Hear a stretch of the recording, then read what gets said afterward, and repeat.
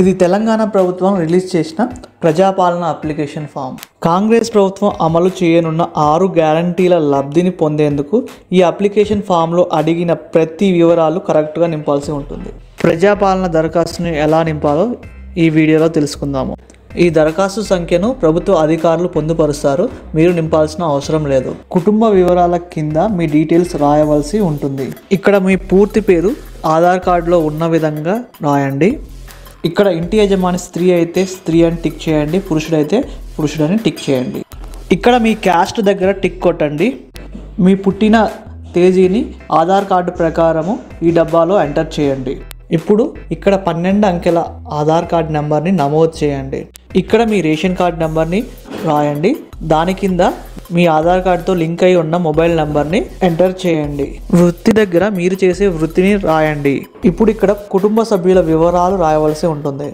Ration కార్డులో ఉన్న విధంగా మీ కుటుంబ సభ్యుల పూర్తి పేరు, మీతో ఉన్న రిలేషన్, వాళ్ళ స్త్రీ అయితే స్త్రీ, పురుషుడైతే పురుషుడు, ఇక్కడ వాళ్ళ పుట్టిన తేదీ, నెల అండ్ సంవత్సరం ఎంటర్ చేయాలి. వాళ్ళ ఆధార్ కార్డ్ నెంబర్ తప్పులు లేకుండా ఎంటర్ చేయవలసి ఉంటుంది. మీ ఇంట్లో ఎంతమంది ఉంటే అంతమంది పేర్లు రాయండి. ఇప్పుడు రెండో పేజీలో ఏం ఫిల్ చేయాలో చూద్దాము. చిరునామా దగ్గర మీ ఆధార్ కార్డులో ఉన్న విధంగా ఇంటి నెంబరు, గ్రామం అయితే గ్రామం పేరు, మున్సిపాలిటీ అయితే మున్సిపాలిటీ పేరు, వార్డ్ నెంబరు, మండలము మరియు జిల్లా వివరాలు ఎంటర్ చేయవలసి ఉంటుంది. ఇక అభయహస్తం గ్యారంటీ సెక్షన్ చూద్దాము. మీకు కావలసిన పథకం కోసము ఆ పథకం ఎదురుగా ఉన్న డబ్బాలో టిక్ మార్క్ చేయండి. మీకు ఎన్ని పథకం కావాలంటే అన్ని పథకాలకు ఎదురుగా టిక్ మార్క్ చేయవలసి ఉంటుంది. మహాలక్ష్మి పథకం కింద 2 పథకాలు ఉన్నాయి. 2500 ఆర్థిక సహాయం కోసము ఇక్కడ టిక్ మార్క్ చేయండి. 500 రూపాయలకి గ్యాస్ సిలిండర్ కావాలంటే ఇక్కడ టిక్ మార్క్ చేయండి. ఇక్కడ మీ గ్యాస్ కనెక్షన్ నెంబర్ని ఎంటర్ చేయండి. ఈ గ్యాస్ కనెక్షన్ కంపెనీ పేరు ఇండియన్ అయితే ఇండియన్, హెచ్పి అయితే హెచ్పి ఇక్కడ ఎంటర్ చేయండి. సంవత్సరానికి దాదాపుగా ఎన్ని సిలిండర్లు మీరు యూజ్ చేస్తారో ఇక్కడ ఎంటర్ చేయండి. ఇప్పుడు రైతు భరోసా పథకం కింద లబ్ధి పొందడానికి మీరు కొన్ని డీటెయిల్స్ ఇవ్వవలసి ఉంటుంది. రైతులు ప్రతి ఏటా 15,000 ఆర్థిక సహాయం పొందడానికి ఇక్కడ వివరాలు ఇవ్వాల్సి ఉంటుంది. మీరు రైతు అయితే ఇక్కడ టిక్ మార్క్ చేయండి. కౌలు రైతు అయితే ఈ బాక్స్లో టిక్ మార్క్ చేయండి. ఇక్కడ మీరు పట్టాదారు పాస్ పుస్తకం నెంబర్లో రాయండి. ఇక్కడ మీరు సాగు చేస్తున్న భూమి వివరాలు, సర్వే నెంబర్లు, విస్తీర్ణము ఎంటర్ చేయండి. మీరు వ్యవసాయ కూలీలు అయితే ఏటా ఇచ్చే 12,000 రూపాయల కోసము ఇక్కడ టిక్ మార్క్ చేయండి. దాంతోపాటు మీరు మీ ఉపాధి హామీ కార్డ్ నెంబర్ కూడా ఇక్కడ నమోదు చేయవలసి ఉంటుంది. ఇక మరో గ్యారంటీ ఇందిరమ్మ ఇండ్ల పథకం కోసము ఎటువంటి వివరాలు ఇవ్వాలో తెలుసుకుందాము. ఇల్లు లేని అర్హులైన కుటుంబాలు ఇంటి నిర్మాణానికి ఆర్థిక సహాయం కోసము ఇక్కడ టిక్ మార్క్ చేయండి. అమరవీరుల కుటుంబాలు మరియు ఉద్యమకారులు 250 గజాల ఇంటి స్థలం కోసము అమరవీరుల కుటుంబాలు అయితే ఇక్కడ టిక్ మార్క్ చేయండి.